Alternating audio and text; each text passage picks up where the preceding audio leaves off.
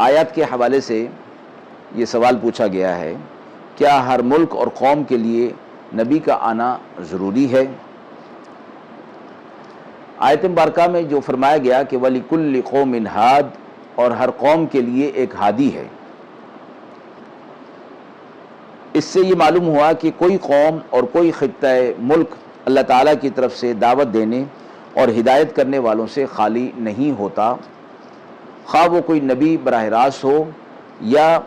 اس کے قائم مقام نبی کی دعوت کو پھیلانے والے ان کے صحابہ ہوں، یا صحابہ کے واسطے سے دین حق دوسروں تک پہنچا ہو۔ تو فرمایا گیا کہ اللہ رب العزت نے ہر دور کے اندر وَلِكُلِّ أُمَّةٍ الرَّسُولِ، یہ بھی بتایا گیا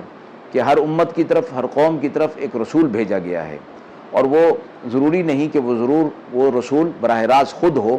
اور اس کی تعلیمات اس کے نائبین کے ذریعے سے بھی پہنچ سکتی ہیں۔ تو اس میں بھی یہی مراد ہوگی کہ گویا اس کی جب تعلیمات وہاں تک پہنچ گئیں تو گویا اس کی ہدایت اور وہ اس کا ہادی ہونا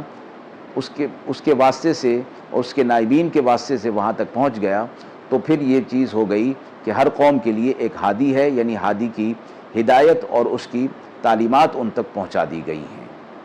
وآخر دعوانا ان الحمد للہ رب العالمین۔